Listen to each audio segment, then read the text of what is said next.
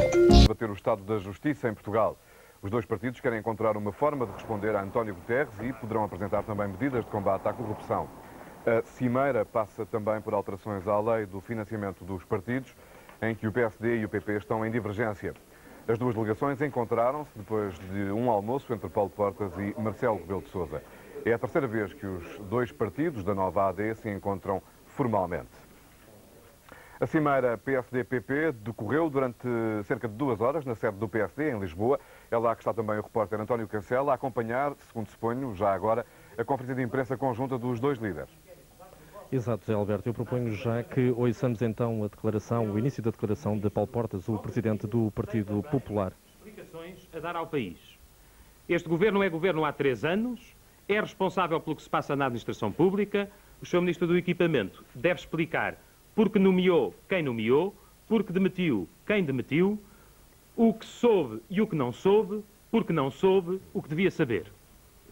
Finalmente, concluímos por uma grande preocupação, por uma efetiva preocupação com o estado da justiça. Recentemente os portugueses tomaram conhecimento que casos tão graves como o do Fundo Social Europeu, onde pode estar em causa o desvio da riqueza nacional, como o das viagens dos deputados, onde estão em causa irregularidades graves no Parlamento, ou ainda o da Caixa Económica Açoriana, onde está em causa o esbulho das pequenas poupanças, correm o risco, dizia eu, de ser casos arquivados, de a culpa morrer solteira, porque não foram cumpridos os prazos e acabou por não haver julgamento em tempo. Isto significa uma gravíssima debilidade para a imagem da justiça, significa que o Governo não dá à justiça os meios necessários, significa, sobretudo, uma coisa que nós queremos alterar e impedir. Não pode ser possível, em Portugal, que os portugueses pensem que os seus casos na justiça nunca se resolvem e que os dos políticos se resolvem sempre pelo arquivamento. Bom, e desta vez, Zé Alberto, depois da intervenção do Presidente do Partido Popular, será a vez do Presidente do PSD, Marcelo Rebelo de Sousa, irá agora também ele fazer uma pequena intervenção após este encontro de 2 horas. Olhando para o futuro, nós entendemos que deve ser dada prioridade política à justiça já no Orçamento de Estado para 99. E por isso convidamos o Governo a dizer o que necessita nesse orçamento em termos de verbas para que a justiça funcione mais rapidamente, melhor e sem criar desigualdade entre os portugueses. Se o Governo o não fizer, nós comprometemo-nos perante os portugueses a avançar com todas as propostas no debate do Orçamento na Assembleia da República. Por outro lado, propomos-nos mudar a lei para que não voltem a ocorrer casos importantes de utilização de dinheiros públicos, casos esses que morrem arquivados sem julgamento público. Como nos propomos alterar a lei, criando impedimentos aos gestores de institutos públicos e de empresas públicas e de sociedades de capitais públicos que não poderão, durante um determinado período de tempo, exercer funções em empresas privadas do setor onde tomaram decisões respeitando a dinheiros públicos. Por outro lado, nós reconhecemos que houve nos últimos tempos uma suspeição agravada relativamente aos partidos políticos. E essa suspeição, criada na opinião pública, significa que se entende, e muitos portugueses entendem, que os partidos políticos e o seu financiamento têm a ver com a corrupção. Marcelo, Perante estamos esta aqui a falar situação da lei do financiamento dos partidos, um tema muito caro ao Partido Social Democrata e apresentado aqui nesta cimeira da AD, uma cimeira para falar dos casos de corrupção do Estado da Justiça em Portugal e também, como é lógico, da lei do financiamento dos partidos. Vamos continuar a seguir esta conferência de imprensa. Mais tarde daremos conta do andamento das declarações, quer de um, quer do outro, dos dirigentes partidários aqui presentes na sede do PSD. Zé Alberto. Muito bem, obrigado, António Cancela. Para já registro o facto de os líderes do PP e do PSD terem falado no plural. Portugal, na primeira pessoa do plural, assumindo compromissos conjuntos para ser dada uma prioridade política à justiça já no Orçamento de Estado, que começa a ser discutido brevemente na Assembleia da República. Esta crise aberta com as suspeitas de corrupção na Junta Autónoma de Estradas domina agora a agenda dos partidos e dos políticos, mas a caminho do referendo sobre a regionalização, detemos-nos esta semana no Ribatejo e Extremadura. Frente a frente, neste jornal, estarão daqui a instantes um defensor do sim e um defensor do não.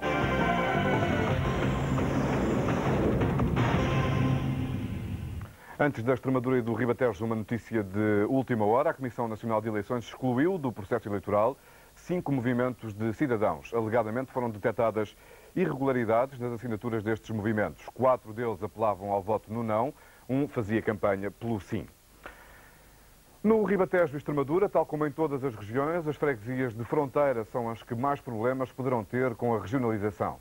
A Biúl fica no norte do distrito de Leiria e sempre se considerou da beira litoral. Agora está integrada na região da Extremadura e Ribatejo, mas os seus habitantes dizem que só se identificam com os ribatejanos pelo gosto das touradas.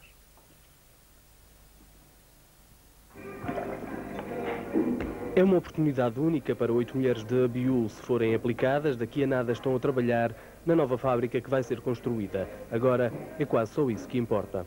Sentem aqui alguma relação com a zona do Ribatejo? Eu não. Eu não. Não sinto relação nenhuma. Só se for na questão das touradas, por exemplo, que eu acho que é no Ribatejo, não é? Não sei.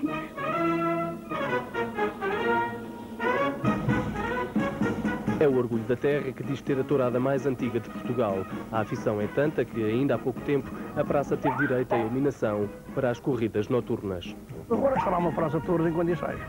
Pelo menos dizem os técnicos e os toureiros que está uma praça em condições. Pelos vistos, isto aqui é a tourada antes do que havia no Ribatejo. Sim, muito antes. Recordas-te há quantos anos é que foi a primeira tourada aqui? O tempo dos Duques de Aveiro. Pois era, o tempo dos Duques de Aveiro, exatamente. Pois. Há 410 anos. A história de uma freguesia com 47 povoações. São 5.000 habitantes, 3.000 dos quais deveriam ir às urnas, mas no último referendo a abstenção atingiu quase os 70%. As exceções à regra têm agora muitas dúvidas. Sei lá. Eu até me parece que é melhor não. Eu não percebo nada. A única certeza é que do norte do distrito de Leiria ao Ribatejo pode haver muita distância, ainda para mais quando há outros destinos tão perto. Temos o hospital do nosso distrito, que é Leiria, mas é mais tudo a urgência, é tudo longe, tudo para comer.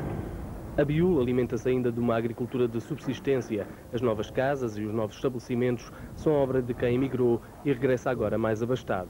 Helena e a sócia vieram de França e já andam a vestir as noivas da freguesia. A adaptação a Portugal não é fácil e passa também pelos direitos cívicos.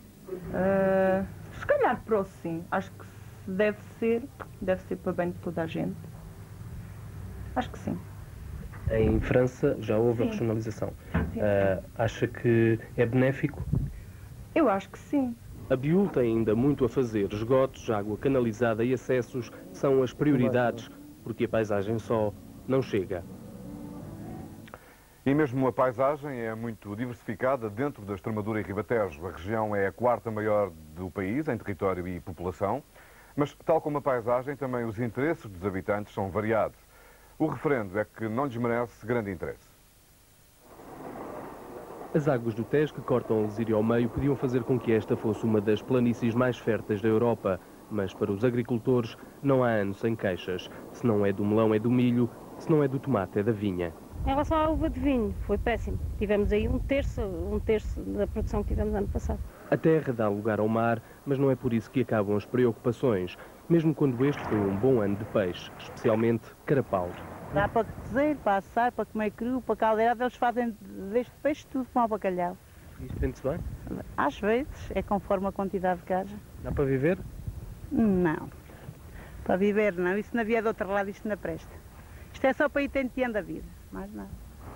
Em tempos a faina deu de comer a quase toda esta zona costeira, mas a força da indústria na região fez perceber que o mar era mau pagador.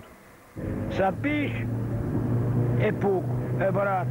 Se não há nenhum, é caro, não dá para nada. Não merece a pena a gente andar E agora a malta nova, como você está a ver, não quer trabalhar, como é que a gente vai trabalhar? Você está a ver que a malta nova aqui, eu quero é discoteca, dá-lhe discoteca e beijotes. Eu já não sei se é bom. Eu já não sei se é bom. A vida que eles levam se é a nossa. Penso que a nossa é pior, o trabalhar. Em busca de melhor vida, os jovens da Lesíria também se deixaram tentar por outros serviços.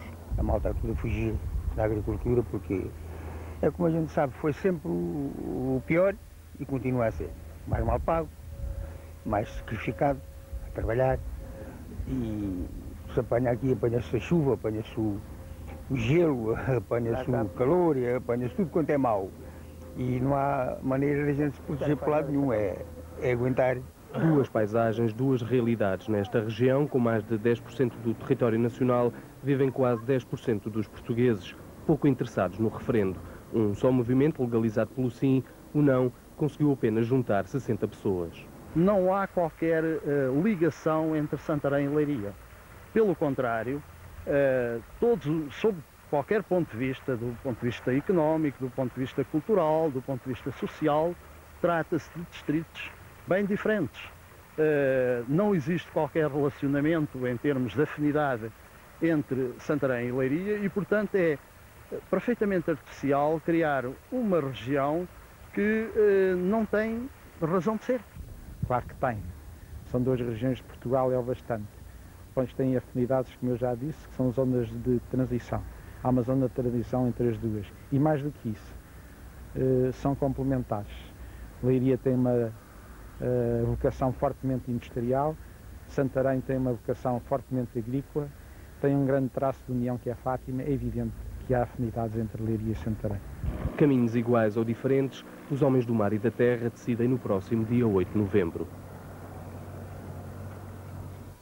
Como em todas as regiões do país até agora, a sondagem SIC Visão mostra que na Extremadura e Ribatejo só metade dos eleitores é que pensa ir votar.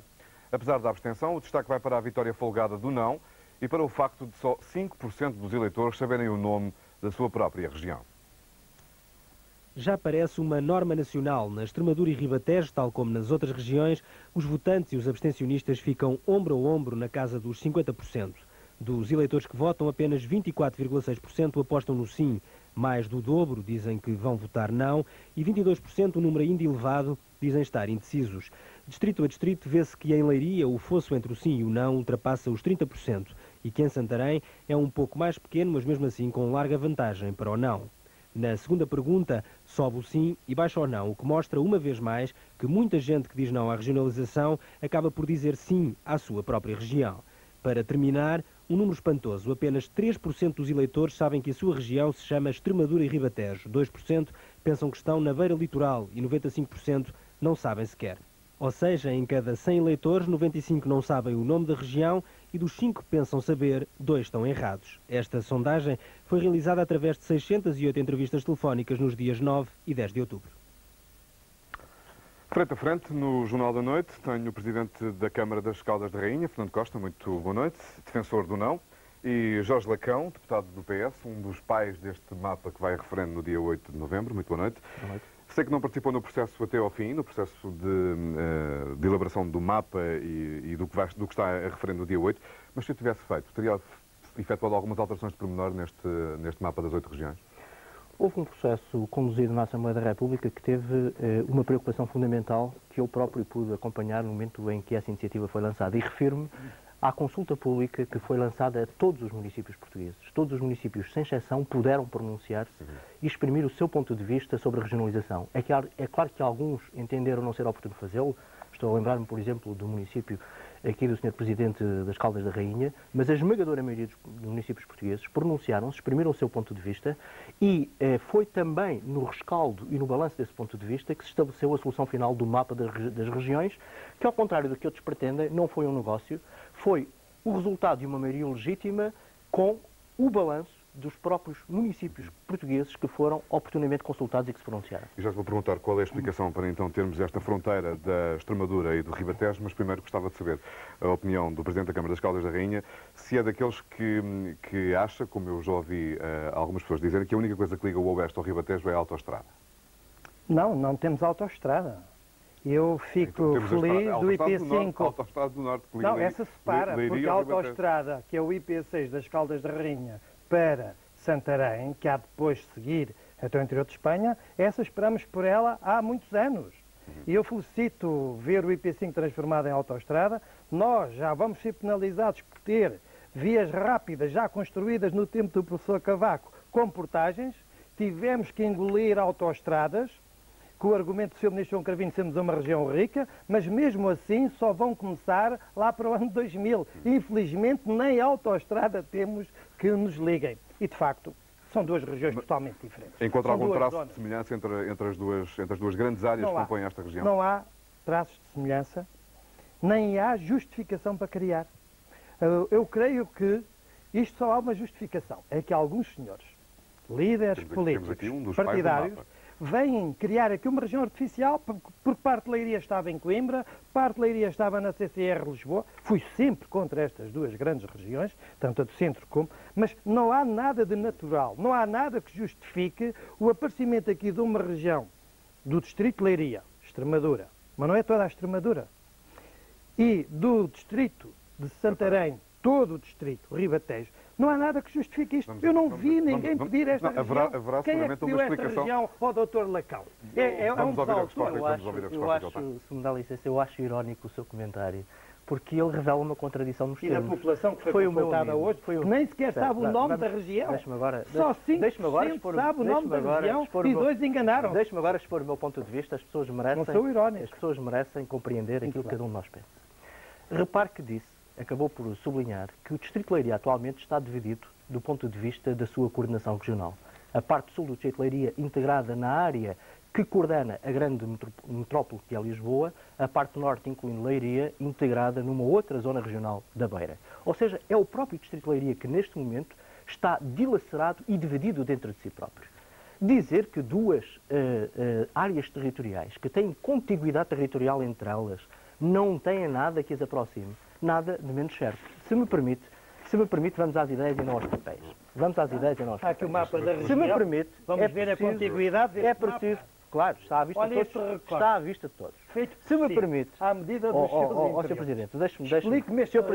Presidente. Isto parece mais uma flor. Se me dá licença, não faça amálgama, que a amálgama é nós não sermos nunca capazes de discutir nada com seriedade e com objetividade, e é isso certamente que aqui nos traz. Vamos discutir com seriedade. O Distrito de Leiria e o Distrito de Santarém têm uma base populacional semelhante, como sabe. Em vez de o Distrito de Leiria estar desagregado e em vez do Distrito de Santarém, por sua vez, estar incluído na grande metrópole que é Lisboa e, portanto, sofrer em consequência disso todos os problemas da periferia de uma região que não é suficientemente tratada no quadro da problemática da grande metrópole, a união possível entre os dois distritos permitirá criar uma região com viabilidade de cerca de 800.000 pessoas, viabilidade essa que está demonstrada objetivamente no seguinte. Como sabe, se olhar para a estrutura produtiva e económica dos dois distritos, verificará, ao contrário do que é sublinhado, não grandes diferenças, mas muitas semelhanças. Por exemplo, ao nível do número de empresas, ao nível de empresários em nome individual, ao nível da riqueza produzida nos dois concelhos, ao nível da matéria tributada, seja em IRS, seja em IRC, que revela que, de facto, há muito mais homogeneidade do que aquela que se pretende sugerir na campanha negativa. Por outro lado, foi há pouco sublinhado ali num comentário, a meu ver, com grande pertinência, a circunstância até única no que diz respeito à agregação de dois distritos, do valor estratégico, se me é permitido dizer assim, que Ourém e Fátima têm, como elo de ligação das realidades de Leiria e das realidades do Distrito de Santarém, permitem criar aqui, de facto, uma região com grandes possibilidades de complementaridade. E se me permite, só para concluir, estamos a falar da Extremadura e Ribatejo. Lembremos o que isto significa historicamente. Extremadura, etimologicamente, significa extrema. A extrema foi um processo de evolução na própria, digamos, implementação populacional em Portugal. A Extremadura, como sabe, chegou até Lisboa. O que significa que a Extremadura, grosso modo, do ponto de vista histórico, da realidade histórica e cultural portuguesa, agrupou, e de que maneira significativamente, a realidade que é o Distrito de Leiria e a realidade que é o Distrito de Santarém. Mas há um ponto. O grande fator de unidade, só para concluir, ao Sr. Presidente, não está nos números, apesar de tudo, está na vontade dos homens. E a nossa vontade ou está a favor do progresso e da modernização do país, ou não está, e esta é a nossa oportunidade histórica. Ouvi dizer durante várias vezes, 2 ou 3 vezes, que não concorda com a explicação que estava a ser dada. Porquê? Porquê? Porque o que o país precisa é de ver os problemas resolvidos. O que o país precisa não vai fazer, em sua opinião, é de uma reforma administrativa mais célere, mais rápida, mais próxima dos cidadãos, mais eficaz, mais barata. Isso são os argumentos a favor da regionalização. Não, desculpe, esta regionalização de juntar o Distrito de Leiria com o Distrito de Santarém vai agravar esta situação. O que nós precisamos é de associações de municípios com uma autarquia que nasça do associativismo municipal, como a Associação de Municípios do Oeste, a Associação de Municípios no Distrito de Santarém, a do Médio Tejo e a de Alzíria. Essas são realidades que os municípios já criaram. Essa é a realidade que o Dr. Lacão... tem resolvido os problemas. E bem, a Associação de Municípios, dirigida até por autarcas socialistas, eu sou aqui, tem trabalhado bem, podia trabalhar melhor. A grande maioria das associações de municípios tem trabalhado bem. E o que o país precisa é dos problemas resolvidos. Quer falar da realidade? É dos hospitais, é das vias rápidas. Nós já temos política a mais em Portugal. Nós já temos problemas dizer que quer falar da realidade. Deixe-me falar que eu não interrompi. Mas deixe-me ver este argumento. Isto é uma troca de argumentos. Como sabe, o nosso tempo não é ilimitado. Deixe-me concluir o meu raciocínio. Desculpe que eu não concluí o meu raciocínio. Então peço para concluir. O país precisa, de facto, que os municípios tenham mais poderes, e agora a Constituição dá atribuições próprias às associações de municípios, que antes não dava. Isto saiu desta revisão constitucional. E esta regionalização é a morte da Associação de Municípios do Oeste, é a morte das associações de municípios. Porque o Oeste fica dividido, se não me engano, com esta divisão. Fica bem uma parte para Lisboa. Aquilo que se construiu espontaneamente, aquilo que há identidade é no Oeste e no Distrito de Leiria. Eu vou-lhe só para responder. Eu gostava de sintetizar a sua ideia. A sua ideia é que as associações de municípios têm estado a resolver os problemas com que se deparam as autarquias. É essa a sua opinião. Mas deixe-me só completar. O Distrito do Algarve tem uma associação de municípios para todo o Algarve e que vai ser uma região. Se o Algarve é uma região, porquê é que o Distrito de Santarém, que é maior que o Algarve, porquê é que o Distrito de Leiria, que é maior do que o Algarve, porquê é que há uma identidade entre os concelhos do Distrito de Leiria e há uma identidade dos concelhos do Distrito de Santarém? Os senhores estão a matar o associativismo municipal. Gostava de ouvir agora o contrário. Sempre defenderam o municipalismo. Dá-me o privilégio de argumentar. Quem vai pagar a fatura da regionalização são os municípios. Vamos ouvir o contra-argumento. Bom, ó Sr. Presidente, o senhor falou de realidades e é conveniente falarmos de realidades com toda a objetividade e seriedade para que as pessoas que nos ouvem compreendam do que é que estamos a falar. Essa linguagem já conheço. Para lhe dizer o seguinte, falou das zonas, das sub-regiões no interior deste espaço. Pois bem, se compararmos aquilo que atualmente é, por exemplo, o índice per capita do poder de compra, da média dos cidadãos na área da Grande Lisboa, aonde estamos integrados como espaço de planeamento. Esse índice é de 185, claramente acima da média nacional. Mas se formos às nossas zonas, se eu lhe falar da minha, do Médio Tejo, esse índice é apenas de 72. E se falar da sua zona do Oeste, é apenas de 73. Ou seja, esta é a realidade nua e crua que demonstra as desigualdades de possibilidades entre os cidadãos localizados em pontos diversos do território. Não, agora é... Deixe-me concluir. Sr. Presidente, para lhe dizer o seguinte, significa que nós precisamos de ter um poder municipal pujante. Precisamos ter associações de municípios ativas. Muito bem. Mas precisamos, para além disso, ter uma capacidade de integração no plano regional para o planeamento, para o ordenamento do território, para apoio de base regional às atividades produtivas, para os planos de investimento adequados às necessidades das populações que atualmente não temos. E como não temos, Sr. Presidente, faltam-nos muitas possibilidades de criar um progresso mais real e mais efetivo em todo o território. O que eu lhe quereria dizer é o seguinte, a regionalização, ao contrário do que é dito, não mata o municipalismo. Pelo contrário, vem reforçar o municipalismo. E a prova faz os municípios é que vão pagar a fatura. O Sr. Presidente faz parte de um partido político durante 10 anos... eu estou aqui a defender as Caldas da Rainha, não estou aqui a defender o meu partido. Estou a defender o Oeste, os problemas do Oeste.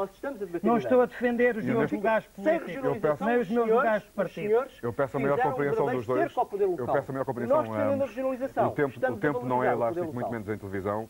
Nós vamos ter que concluir. Gostava de ouvir o seu raciocínio em contraponto a esta região da Extremadura e Ribatejo comete, e tenho aqui 10% da população, 10% da população, 10% da área, mas 5% de vendas, 4,5% de importações, Pois é, só que a regionalização, em vez de resolver, porque nós somos uma região pobre, nós estamos abaixo da média das regiões da Europa, abaixo da média. Continuar assim, está conformado com isso. Não, é que eu estou convencido, é que o dinheiro que ainda há disponível para instalar a junta regional, para pagar a essa classe política, para fazer a nova sede, onde é que vai pôr a capital? Vai pôr a capital em Leiria, em Santarém ou em Fátima? Já mudou. Os políticos, vamos gastar mais dinheiro na instalação das sedes regionais. O pouco dinheiro que os portugueses já pagam deve ir para estradas e hospitais, não deve ir para mais o país não precisa de mais uma classe política. E deixe-me só dizer, Lisboa e Porto são as duas grandes regiões que têm 70% da riqueza, 60% da população. E essas vão continuar a atrair a população do interior. Essas vão atrair as populações sem emprego. E a nossa região, se fosse aprovada, que não vai ser, felizmente, eu só apelo aos 50% de abstencionistas que pensem bem em Portugal. Ponhamos os partidos de lado. Ponhamos os partidos de lado. Defendamos Portugal. Perceba, Dr. Jorge Daquel, porque é que o Dr. Mário Soares diz que isto é um erro. Sr. Presidente, eu vou lhe dizer uma coisa. O que eu digo é que a nossa região será ainda mais prejudicada. Que uso da palavra. Lisboa e Porto, deixe-me dizer, além de atraírem a maior parte da população, Lisboa e Porto vão ver os problemas das cidades agravados. Dá-me o benefício da palavra. Se um governo central forte não corrige as assimetrias, são as juntas regionais que se vão envolver em lutas entre Leiria e Santarém. Agradeço-lhe a sua tentativa de me dar a palavra para dizer o seguinte. O que é paradoxal nisto tudo é que todos os argumentos do Sr. Presidente da Câmara são de reconhecimento objetivo da verdadeira situação de desigualdade e das simetrias existentes nos espaços interiores de Portugal. E quando nós cuidamos de procurar resolver seriamente esses problemas, aliás, na linha da modernização dos países europeus, o Sr. Presidente apenas diz vão gastar dinheiro na instalação de mais um serviço. Em vez de ter, de facto, o cuidado de olhar para uma reforma do Estado e ser exigente nesse plano. E é com esta ideia que encerramos este debate. A democracia é a vontade das populações. Podemos confiar ou não nessa vontade. Conseguiríamos permanecer aqui seguramente até ao dia 8 de novembro. Não vamos poder prosseguir. Vai ser a confusão não vamos poder já está a guerra aberta. Isto prova, aliás, vou ter que me despedir mesmo assim, não queria. Isto prova, aliás, a validade da sondagem que a SIC apresentou há instantes, que apresenta resultados divididos dos eleitores da região da Extremadura e Ribatejo. A caminho do referendo, vou ter aqui na próxima quinta-feira uma personalidade incontornável quando se fala de regionalização. O ex-primeiro-ministro Cavaco Silva, que levou o PSD a alterar a sua posição em relação a este tema, estará aqui no Jornal da Noite para dar a sua primeira entrevista televisiva desde que abandonou a política ativa. Contratado para dar a volta ao clube, Artur Jorge já está no Paris Saint-Germain. A reportagem de um regresso já cedo.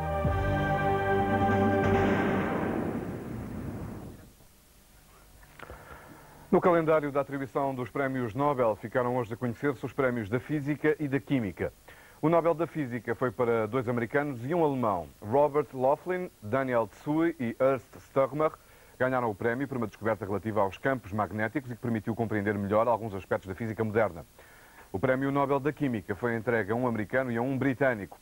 Walter Cohn e John Pople foram distinguidos por terem desenvolvido métodos de cálculo do domínio da química quântica e por terem também contribuído para um melhor conhecimento da estrutura da matéria. Artur Jorge já começou a trabalhar no Paris Saint-Germain. O treinador português volta ao clube, onde conquistou alguns dos principais troféus da sua carreira.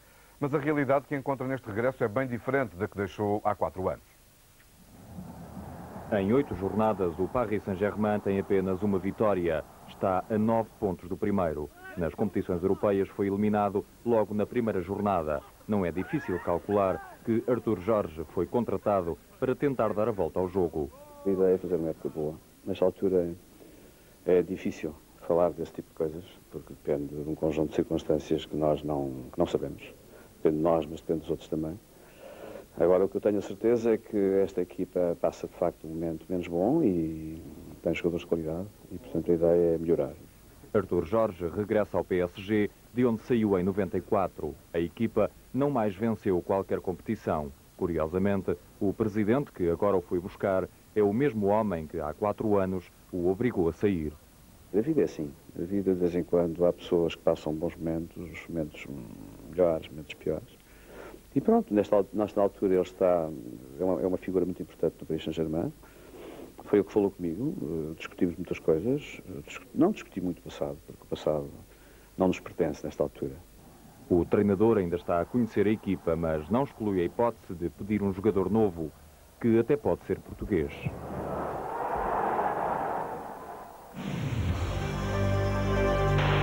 A previsão do tempo para amanhã é de mais um dia de primavera, que começa com céu limpo em praticamente todo o território continental. À tarde a situação mantém-se. Na Madeira o céu estará pouco nublado, previsão semelhante para os Açores. O quadro das temperaturas revela máximas de 23 graus no Porto, 28 em Lisboa e 25 em Faro. É tudo, boa noite, até amanhã às 20.